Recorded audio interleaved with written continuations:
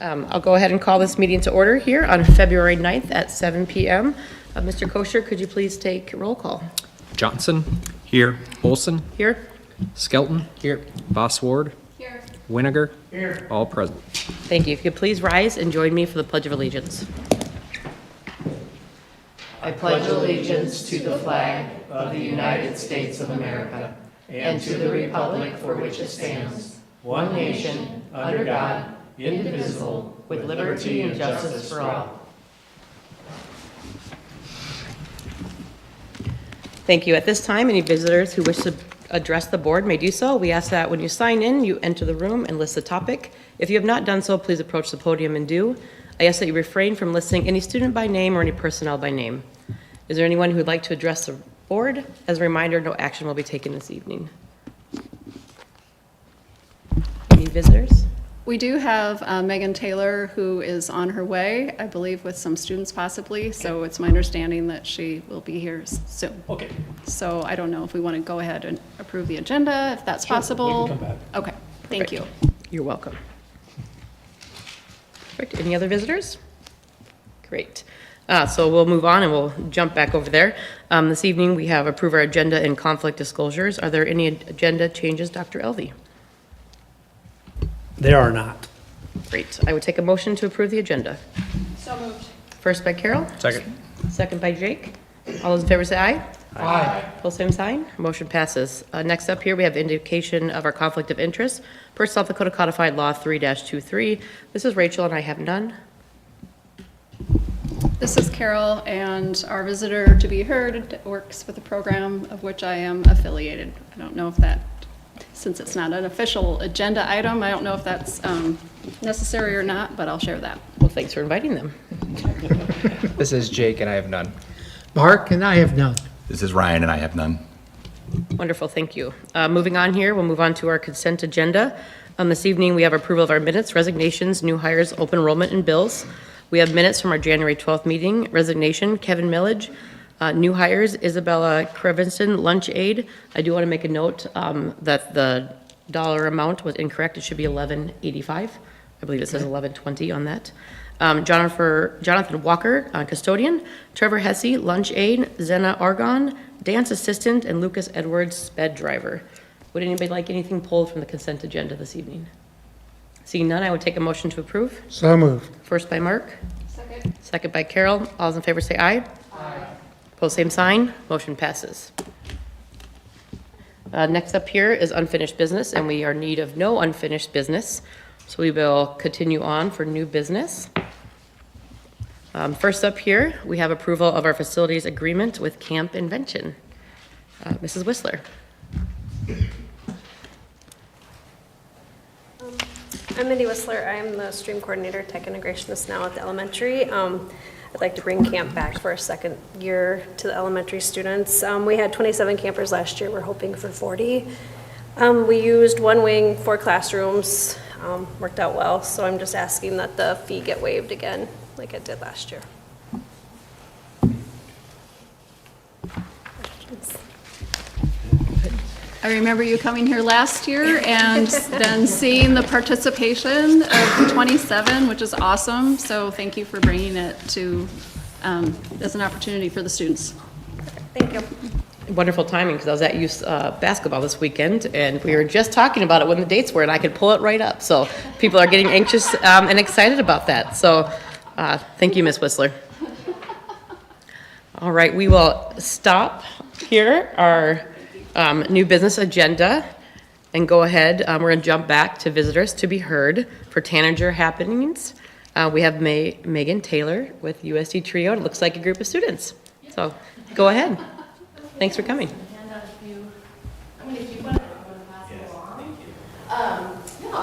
Apologize.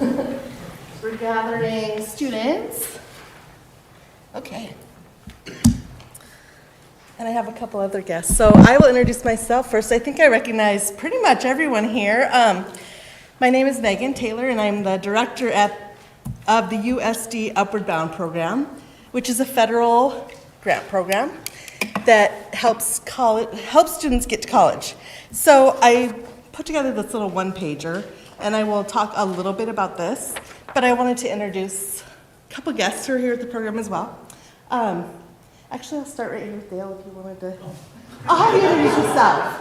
How's that? I'm Dale Jason Muck. I'm Lisa's husband. I'm just here for her.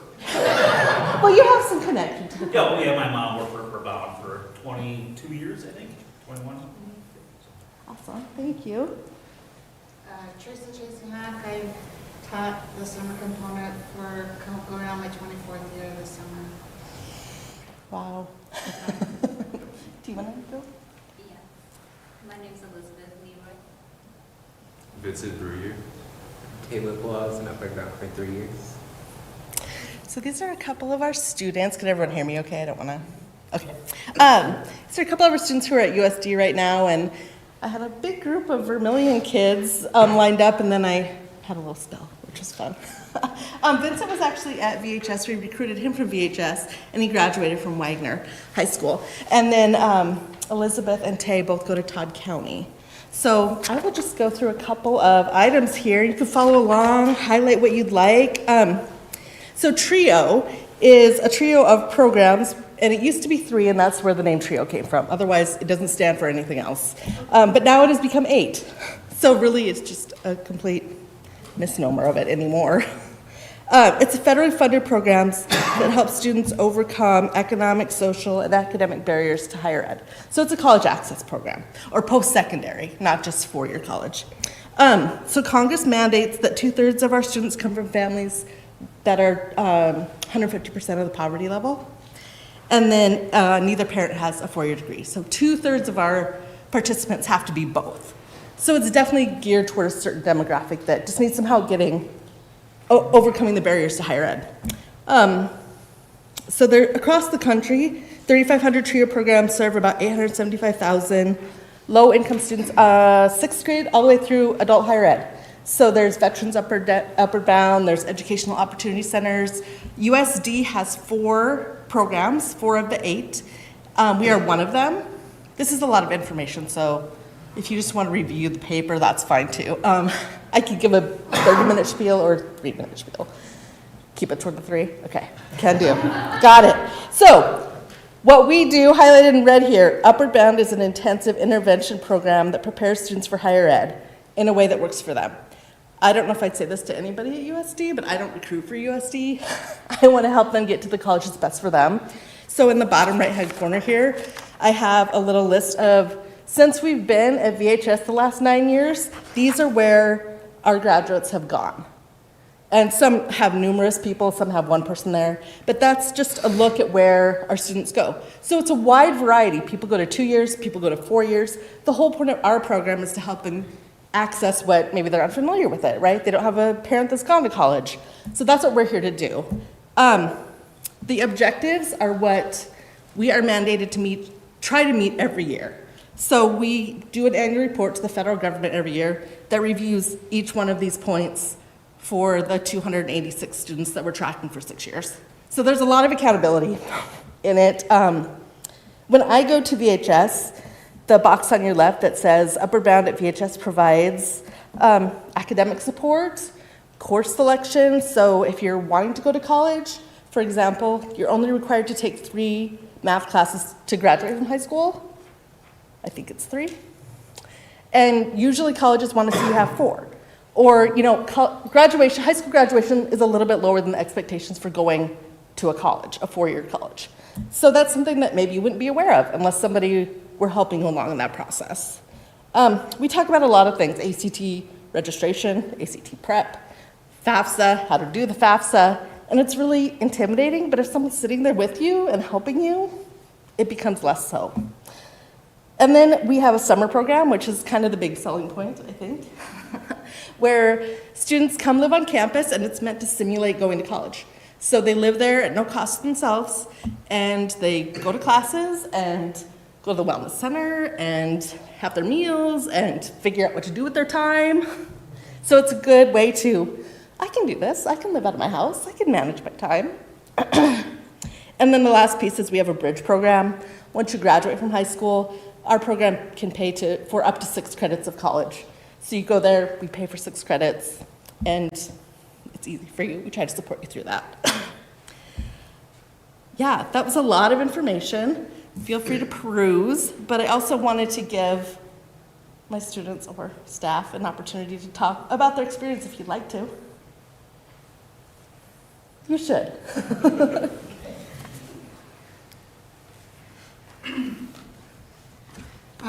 Obviously, being with Upper Bound for 20 plus years, I've seen it grow. And me being at the university, I'm an instructor at the university, I think it helps students that are in Upper Bound that come to the university. Now they know someone there. Even if they're not taking my class, they know, oh, I recognize her. This place is not as scary as I thought it was going to be. And so I feel like that's a good bridge for them, for students that are especially first time away from home, even if they're coming to the summer component. 16 weeks is a long time to be away from home, so. It is. Anyway, So, did any of you want to say anything about your experience? Not sure? You can say it from there. You can say from there. You don't have to stand up if you don't want to. Yes. Pros, cons, memories?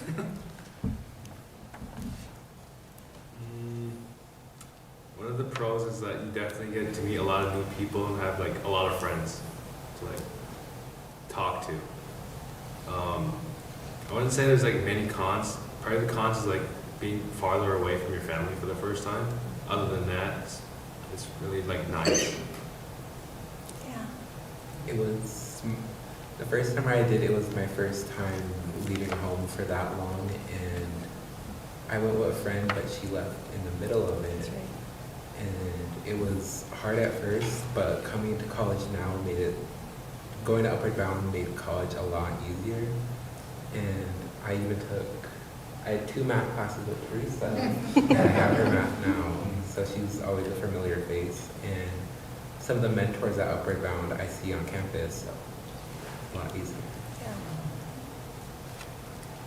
Yeah. And I did want to say thank you to Vermillion Schools because it is a partnership. I come in to the school once a week or more, depending on what students need. Usually I'm there on Thursdays because it's a nice time to come in during block. Yeah, and I just appreciate that I can be in there. I know there are being in the school, there are a lot of things happening. There are a lot of things competing for students' time and attention, so I appreciate the partnership and that we can work together in that way. It's been 2 grant cycles, I think, that we've been a target school, and I hope to continue that. I think it's been a good partnership. And I did want to emphasize, too, that we serve all students. I think historically the program has been at USD since '66. And historically, it was started as kind of serve Native schools on reservations. But it's for everybody, and I think we're getting to the point where everybody sees that it's a program for everybody who can qualify income or first gen. So are there any questions? Thank you, Megan, for coming and talking about the program, and thank you, students, and thank you, Teresa and Dale as well. I guess I'll just also share that, what those of you in the audience can't see is that since this program started serving Vermillion High School, it has sent VHS students on to schools including Western Iowa Tech, Dakota Wesleyan, USD, Louisiana State, Haskell Indian Nations, University of Minnesota Morris, Buena Vista SDSU, University of Minnesota Twin Cities, Northeast Indian Community College, McAllister, Black Hills State, St. Catherine's, Kent State, NDSU, Little Priest Tribal College. So thank you, and thanks to the district and VHS for partnering. Yeah, appreciate that. Thank you. Thanks, Megan and crew. Feel free to stay if you'd like. Yeah. We're not offended, no. Thank you. So for those following along, we'll move back here to our new business. We'll start up with item B. If it's okay, I think we can seek maybe a motion for a couple of these here together. We have a facilities agreement here for youth wrestling. Tanner, Mark? Hi, my name's Tanner Mart. I'm the youth wrestling coach at Vermillion, and we have our tournament coming up February 15th. that we would like to get the fees waived for the facilities. We work with the high school program, and it's a big fundraiser for both the high school and the youth program. And I believe Dr. Elvey slipped me to a March 7th event too. I think, are you Yep. going to do both of these for us? Additionally, March 7th, so we're hosting districts this year at March 7th. That's, we usually would host that every 5 to 8 years, depending on when we would get it. And that too is a great fundraiser for the program. So we would like to, both those weekends. And Mr. Culver and Tanner and the other youth wrestling coaches have checked these out with Mr. Huska, and it works into the calendar. And so that's available, and they've worked out the arrangements with the custodial crew. So to waive the fees, but the custodial fees would remain. And they worked that out with how many hours are required for the events. So it's good on the side of the administration. Wonderful. We look forward to another big event in Vermillion. All right, thank you. Thank you, Tanner. Yep, thanks. Next up here, we have item C, which is approval of request to fund the Vermillion Public School Executive Director position. Melissa. Hi, thanks. Hi, I'm Melissa Barninger. I'm the new president of the Vermillion Public Schools Foundation. The Vermillion Public Schools Foundation provides really vital services to the school district, including support for professional development of teachers, support for experiential learning of students, and support for student well-being, including meals, hygiene products, and clothing. We could not do what we do without the help of our executive director. Last year, the district funded her position at $28,252, and we respectfully request that you continue that support. And we thank you for your support of the foundation. And then I guess it goes without saying, we have members of our board that have served on that committee and that board. And for those that are listening in or those in the audience, our Public Schools Foundation does a lot of amazing work with our kids and our staff, offering experiential learning. They offer field trip opportunities. They pay for some of the things that the district is unable to do for some of the groups in our school district. So we certainly appreciate the partnership.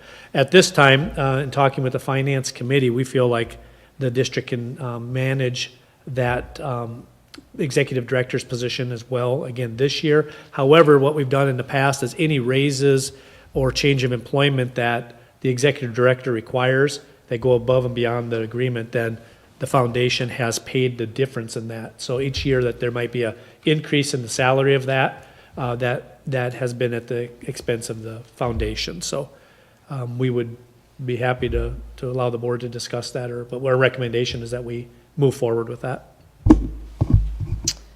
I remember the early conversations of considering supporting the executive director role and kind of easing the support in and seeing how it goes. And I think that it has really exceeded our expectations. And the work of the board has benefited our district and our students greatly. So I'm certainly in support of continuing it.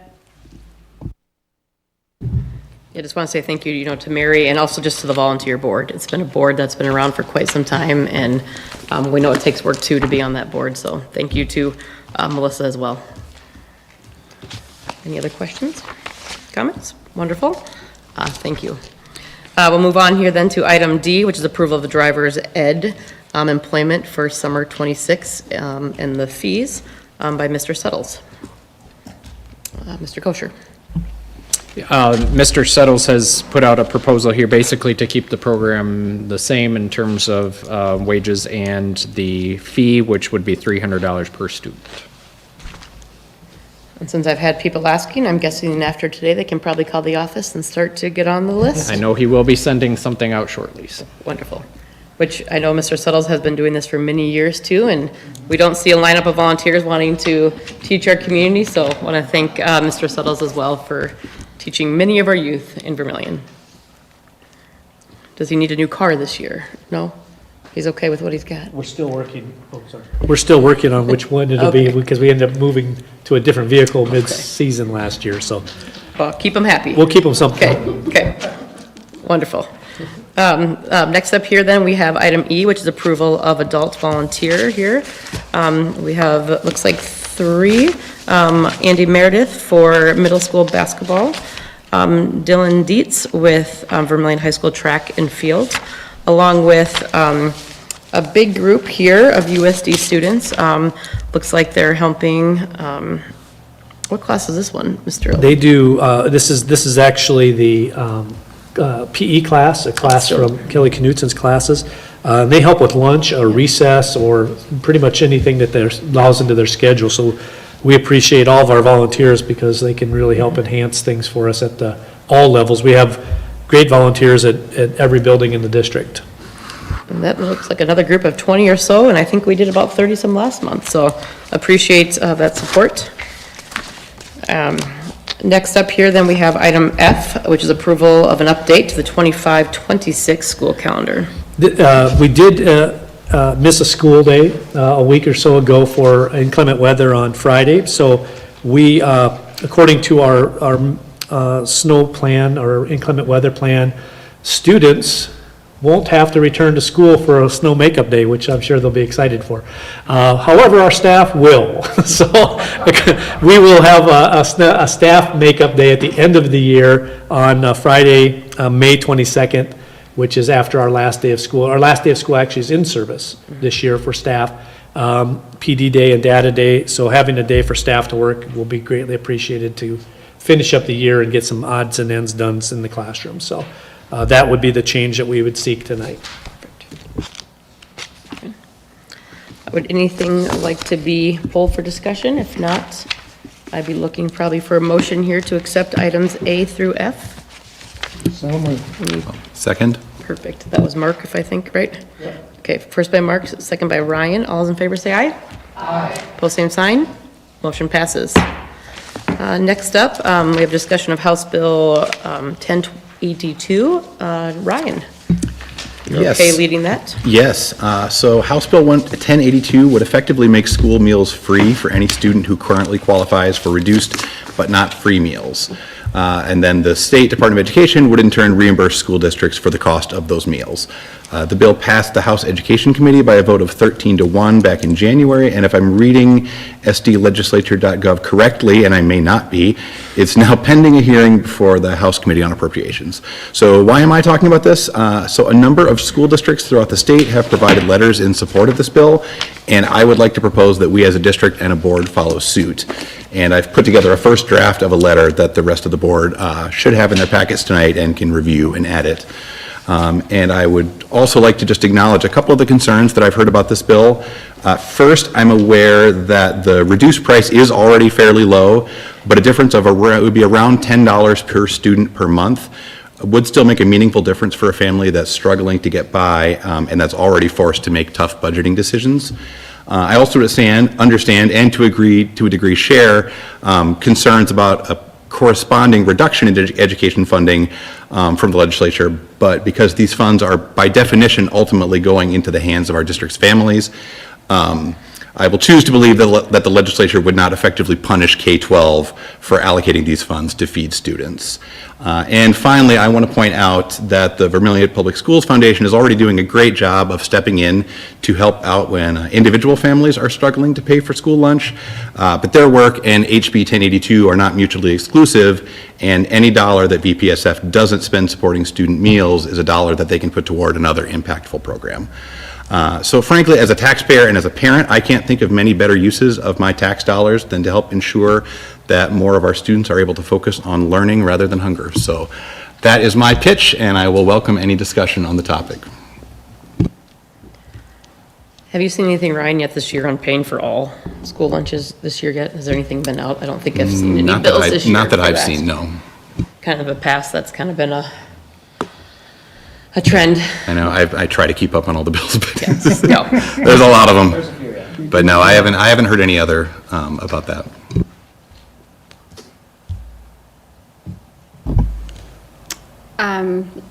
Please refresh my memory. We, as a district, have made the choice to cover the cost of students who qualify for the reduced amount the past couple of years, correct? We aren't this current year, but we had the prior 2 years. The prior 2 years, but not this year. Correct. We ended up spending down our excess fund balance in our food service fund enough that we chose not to, and it wasn't necessarily because that wasn't worthwhile of the funds. It was that we knew we had a partner there that was ready and willing to take on that responsibility as well. So. The partner being the Public School Correct. Foundation? Yep. Okay. Kevin, do you know roughly how many would be under the reduced program currently, as far as our current numbers of? For our district, Yeah. we always float around 50 to 60 that qualify for reduced.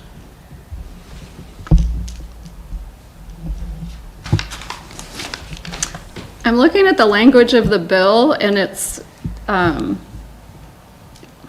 I know that you're not speaking on behalf of the bill specifically, more so the letter that might support it, but, so it says that the board of a school district may impose a charge for any meal provided through the school district's food services to any student other than the student, or an employee, or any other individual. What, I don't get that. I guess I'm reading that as kind of a exception that proves the rule where was it? Basically, yeah, let me read We that. can still charge for our other staff. or That they may other- not impose a charge on schools who qualify for this, but that they may impose a charge for, Which is what we do already. yeah. For all others. Right. Say it again? So we're allowed to basically still charge those that we charge for full price. Is that how you read it too? Yeah, that's, I do agree though. It's, yeah. It Leave it to sounds a like bill. we can charge another student. Yeah. Yeah, I know. but it sounds like you can charge. I Hannah's trust the sibling. language would be cleaned up Yeah. before it, Yeah, for those of you not Much looking at the bill further. text, yeah, we're striking 3 lines and adding about 20. Yeah. Typical.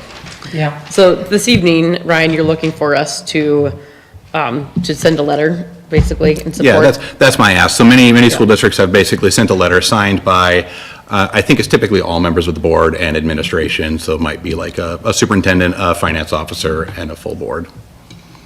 But I don't know if it would necessarily need to include all of those, but that's what the other examples looked like. do we have guidance on the Associated School Boards of South Dakota? Have they addressed We're full. this issue? We're full. Yeah. I think it's an important thing, and I am in support of signing the letter. I do agree with you, Ryan, too. I hope they wouldn't punish one for another area, so we'll.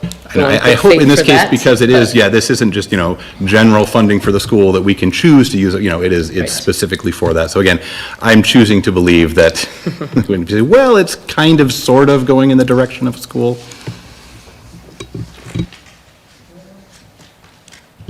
Yeah, in general, I'd probably be against, I'd rather our current model, mainly just because of the forcing of a school board not, I like the way that we currently do it, where we can come in and do it if we choose to, but then if districts are tight on funds, the requirement to do it, I don't think would be good for some districts.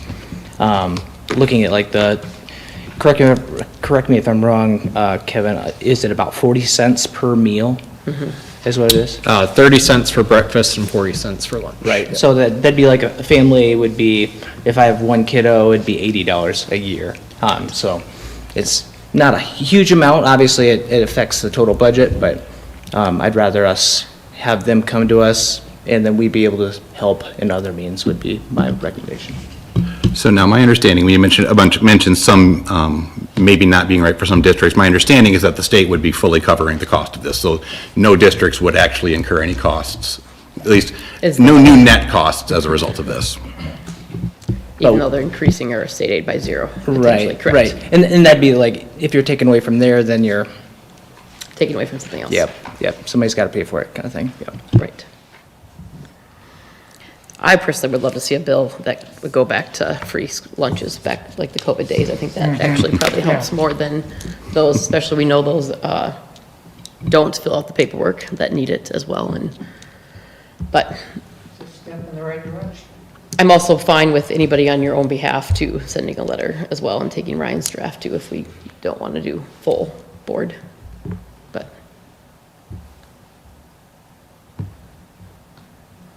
would Mr. Elvey or Dr. Elvey or Kevin have any more say on this that you would? Well, ultimately, it just has to be a decision that either the board agrees to do it in the form of the entire board, or just do it individually where each, as a private constituent, you would have that ability to do it as well. So it's just really what your comfort level is if you're not in total agreement, sometimes the individual letters are maybe better than a board that's not in complete agreement on these types of issues, so. And I don't know what the practice would be, but I mean, I don't know if we would necessarily need every board member to sign a letter that we would, a prospective letter that we would send, but I'm in favor of anything we would do. But I do feel that something on district letterhead that is official carries a lot more weight than, 3 or 4 private citizens. How about I encourage each individual board member to go ahead and sign a letter and send it, and you're welcome to write Vermillion School Board underneath your name and support yourself. If Jake's not, because we'll have a split board. Does that sound? I guess as the new guy, I'm not really familiar with what, this would be literally our first vote that hasn't been unanimous since I've been on the board. So we're saying we yes. could, if we go to motion here, Ryan, we are not going to be, from what we've heard for discussion, we won't be unanimous, and it probably pulls more weight than to just have individual board members on behalf of your position on the school board, but not on behalf of the Vermillion School Board as entirety. So, but we can make a motion and we can still do it, it's just probably not, that's where we're going with that. All right, but- well, I will move to go ahead and send a letter. I'll second. All right, we have a first and a second, all those in favor say aye. Aye. All opposed, same sign. Aye. Be me. Yep. So, motion passes. Right. Can I ask a follow-up on that too?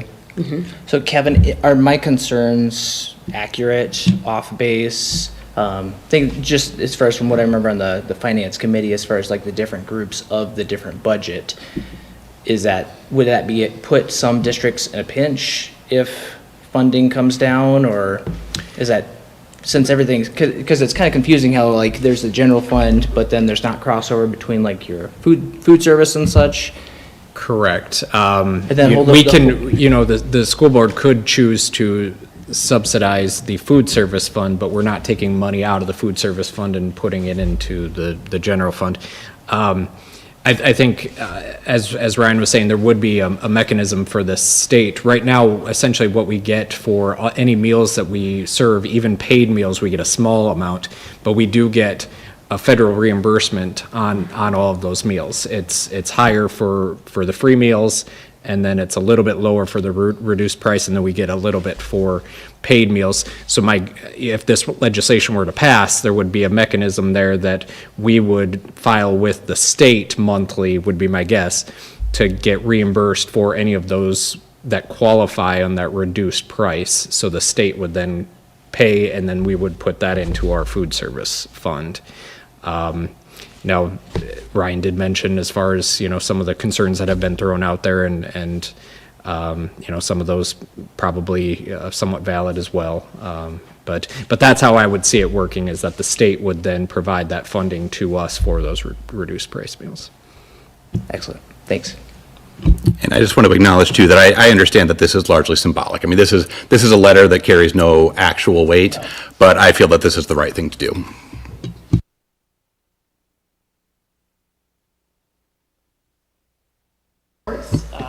Dr. Ralphie, Superintendent Report. You bet. Some thank yous tonight.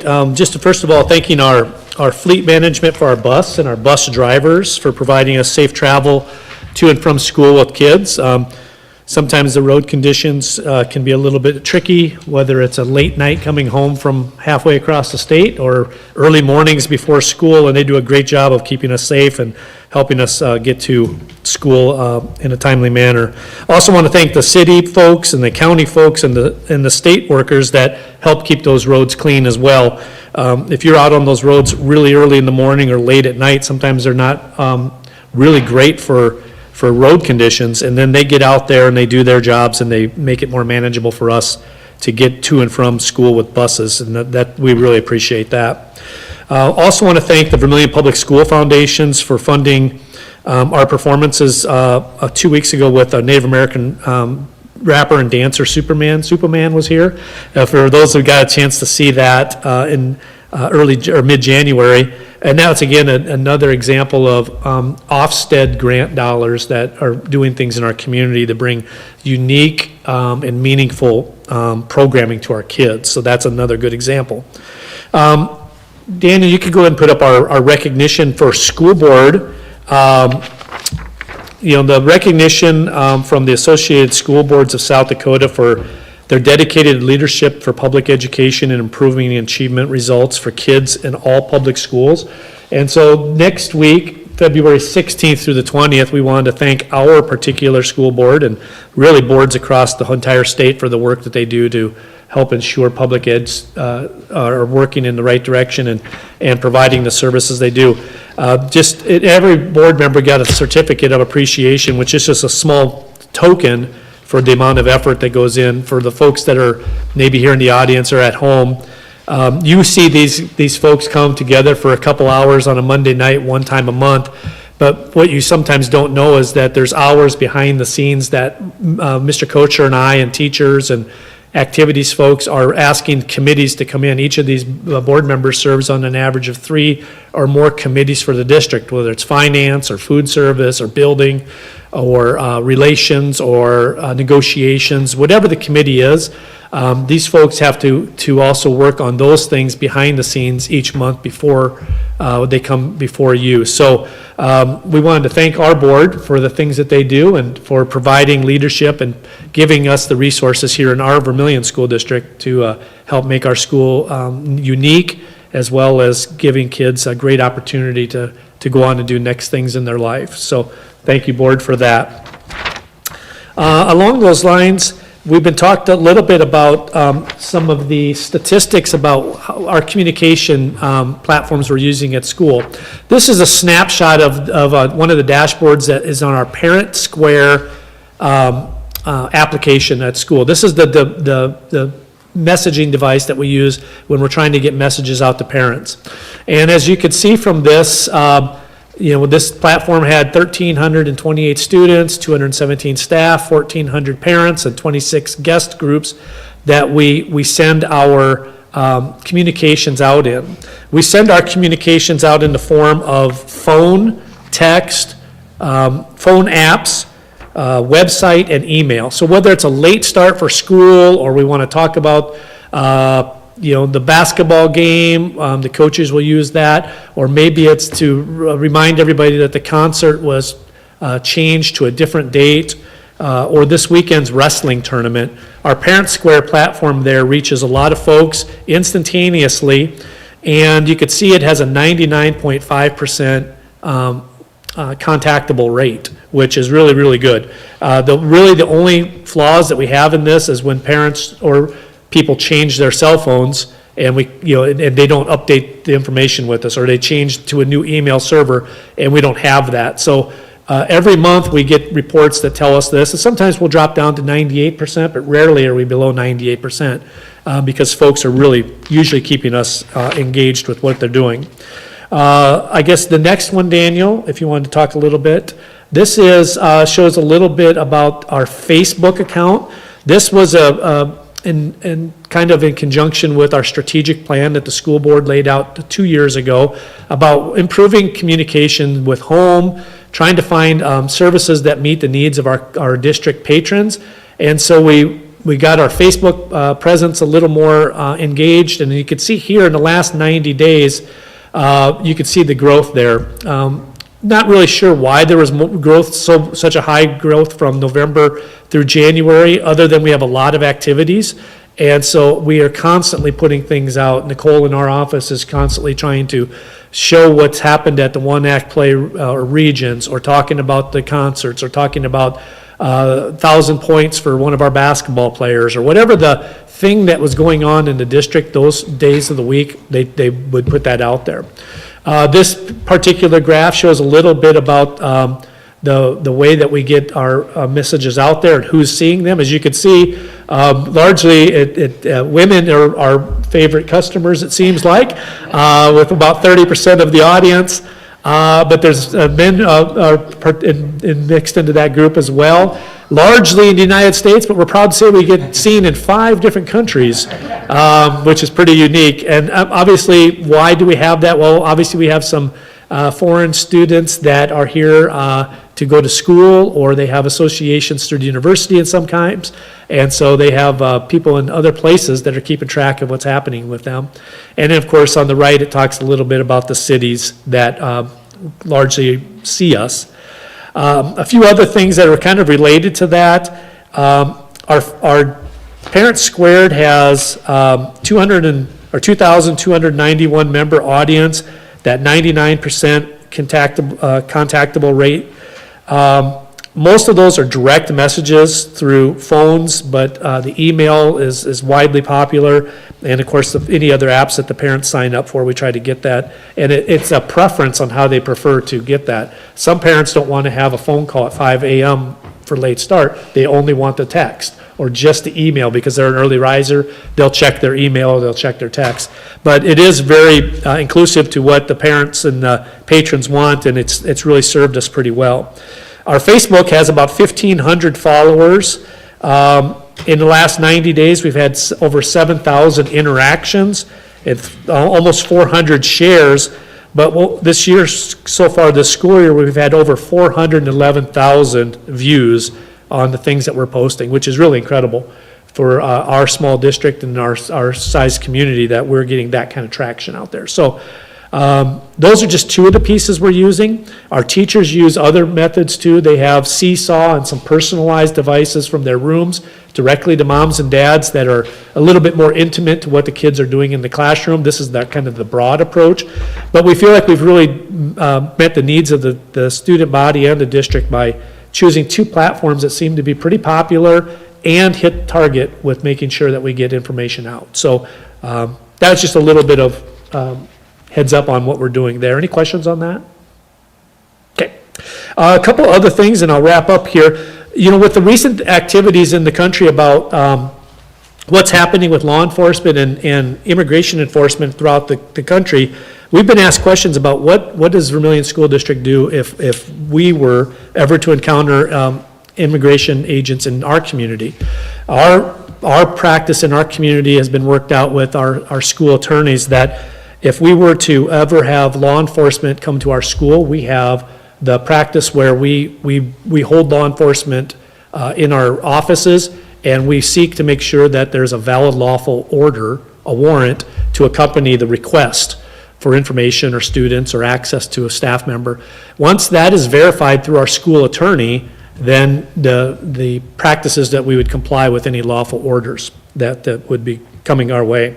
We also employed the Vermillion Public Police Department as kind of assets with us. As you know, we have 2 resource officers in our building, and as assets of our community, we would rely on those folks as well to come and assist if there was any questions about authenticity or lawful orders or things of that nature. So I know that people around the states are concerned about that, but that's sort of how schools in South Dakota are handling it, but particularly how we're handling it here in Vermillion. We've had no requests, we've had no incidences, and we've had nothing there that would indicate that we'd have anything there to deal with there. But in case you were ever wondering, that's what we would do.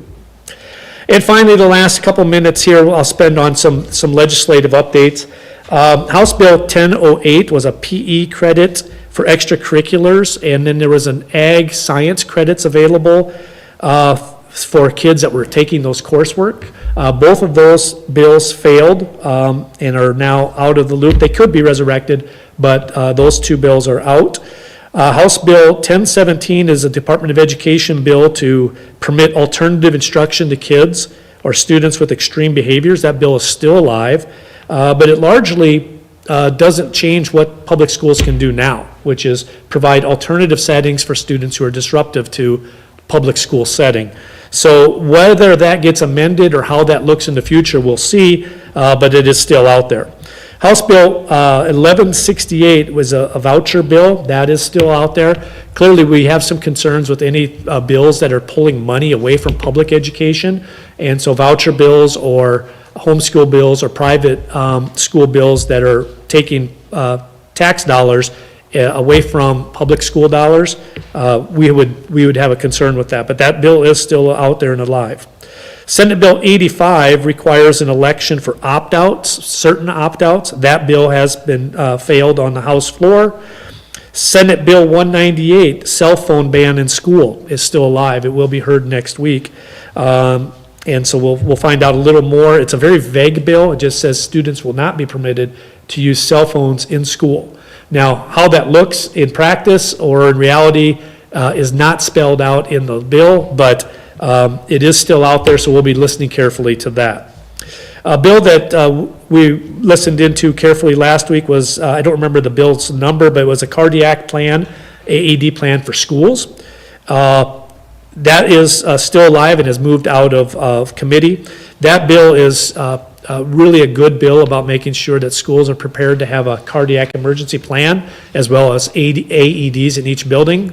I'm proud to say that we are well above that and well ahead of that because the Vermillion Schools for years and years has had staff trainings on hands-only CPR, AED training, AEDs in every building, and having a cardiac response plan.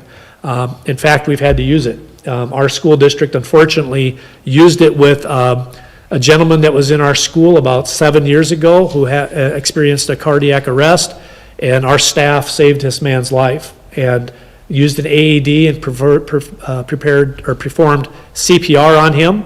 And about a month later, he came back to thank our staff for the work they did. So we are believers in that, and that bill is continuing to move forward. House Bill 1082, we talked about that a little bit. It's still coming out, and like Ryan said, that is coming, will be heard next week in the legislature. House Bill 1130, permissible use for capital outlay for more flexible spending, specifically insurance, is still alive. That's a good one for offering capital outlay flexibility. Right now, that is a general fund expense for the district, and that districts throughout the country, districts in South Dakota are experiencing extreme volatile increases in their property liability insurance. And so this, if it would to make it through, would offer some flexibility for school districts. And finally, the last thing is most of you maybe saw that Dave Lias, reporter here in town and who covers all of our school board meetings, had a 70th birthday and actually retired last week as well. And so we did present him with a card from the district as well as a plaque that just said thank you for all the years of service and for all the years of covering our kids in our district. And we wanted to wish Dave a great and happy retirement. Rumor is he might still do some work around doing some part-time stuff, and we might still see him at our school board meetings. So, but for the other things that Dave's done, he's been a great advocate for public education in the city of Vermillion all his years here, and so we'll be glad that he'll still be covering the school boards here in the future. So I stand by for any questions if you have any. I do have one question about the ICE item. So I recently spoke to a good friend of mine who lives in Minnesota, not the Twin Cities, but another relatively large city in the state. And he has children who are biracial. They're all of his family, they're all United States citizens. His wife was born in the United States. But they've had issues with ICE essentially being around the schools. So not necessarily trying to enter and serve a warrant, but he told me just what a traumatic and difficult situation that's been. So I am certainly more concerned with the thought of a presence around the school, not necessarily trying to arrest an individual. Do we have, and I don't know what sort of school policy could even impact that, I guess what would be our approach if we have a presence in the parking lot, or how would that be addressed? I would assume that if it's anything on our property, we would handle it the same way as law enforcement has some latitude to go where they want to go, but that's where we would employ our SROs and our Vermillion Police Department to help us intercede. We'd certainly question who's on our property at what time for what reasons. I don't know what our lawful authority would be to keep people from being on there. I know a private citizen we can. We can bar folks from being on our public school property based on if there's a disturbance or some sort of threat or an assessment that this might not be something that the school district would support. How it would work with law enforcement, I'll have to do a little work with our school attorney to find out if there's anything there that can be done. Okay, thank you.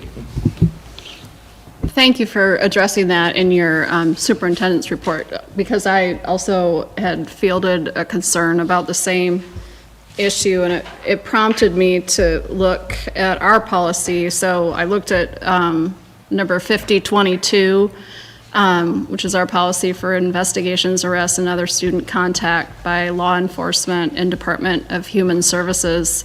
And overall, I thought we have a good policy in place, because just like you said, it indicates that, we would hold a student, we would ensure through our attorney that there was a warrant or in place. There is a line in there that gave me pause, and it wouldn't have given me pause a year ago, but it does now. Law enforcement officers are encouraged whenever possible to talk to a student away from the school before or after school hours. So I certainly appreciate what I think is probably the reasoning behind that is, we don't want interruption of educational space. But now, considering, the concerns that Ryan just brought up, it makes me wonder, would it be better to even just take that language out, since we're not sure? Things have occurred that we didn't anticipate. So anyway, I just wanted to, I guess, put that on record, that I think overall we do have a good policy, but is that piece that maybe reads differently than it did a year ago because of the events that we've seen. Thank you. Also regarding Dave Weiss, any idea how long he's been reporting in Vermillion? I heard, but I don't know. His pictures look a lot different than when I was at his thing, when he had a full head of hair and so I can't say how long ago that was. We were joking about that at his retirement party. But no, I don't know for sure how long he's been here. But he was in Redfield? Redfield some too, so he's got a history throughout the state, but. Well, we appreciate everything that he has done and continues to do, and local legend. yes, telling the stories is very important, so thank you, Dave. Moving on here then to school board. One thing, Damon, the House bill that you were referring to, the AED one, is 1073. Perfect, thank you. Anything else? You're fine. Good fact finding there quickly. Moving on then to school board reports. Got anything? We did have an ICAP meeting, might have been last Friday already, 2 Fridays ago, last Friday. But just lots of good work going on housing in Vermillion. Obviously wanting to support all of our new housing developments that we have. Great complexes that are coming up. A lot of discussion too on some of the annexes going on, which I think is what the city had before this. Also just working on our Clay County Fairgrounds, just a lot of work surrounding the growth of Vermillion. And then I think we had a personnel or finance, I can't remember which one it was. Yeah, we did have finance. So yeah, I had a couple notes there. Really just continue the discussion on how to address the budget situation, driven by the sort of the double whammy of both enrollment numbers and legislative funding. Reviewed extra duty pay for coaches and advisors and that sort. And then also discussed preschool enrollment and its effects on what we would need to do as far as staffing and sizing there. And then also, I guess while I'm talking, the Vermillion Public Schools Foundation did meet since our last meeting. They elected their new officers. We had their new president here tonight. Discussed some prospective new members. They do have some openings still. and reviewed their pending newsletter that should be going out, I think, anytime here. And also, Dr. Albee expressed his appreciation for their support in bringing in Nick Tokman and the Superman. We also had our annual meeting for the Boys and Girls Club meeting here in late January. I want to thank Alyssa and John Walker. They won, what was the title? Community, I couldn't quite kick it in my Facebook fast enough, but community representative winner basically for Vermillion. So it was great for them to see that reward and their support that they do, obviously for our schools, but also for the Boys and Girls Club. Associated School Boards met last month, decided where we stood on a number of issues. We will be meeting again with the Board of Directors next week, next Tuesday night. Yep, negotiations, we're having that this month, so we'll, not met yet, but we're coming.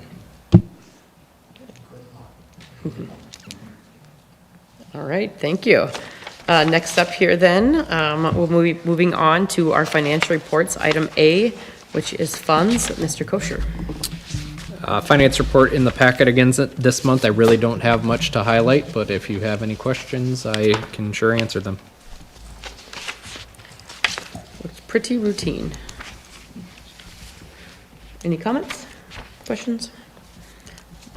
Not, I would take a motion to approve the funds. So move. Ooh, I'll give that first to Ryan, second by Mark. All those in favor say aye. Aye. Pose same sign, motion passes. Next up here, any future agenda items here? Seeing none. We are not in need of an executive session. We have a couple upcoming board meetings, March 9th, which is the week of spring break, I believe, and then followed by April 13th. So again, not in need of an executive session tonight. So I will go ahead and take a motion to adjourn here at 7:55. So moved.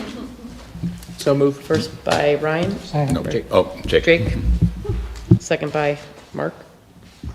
All in favor say aye. Aye. Pose same sign. Motion passes. Have a great evening.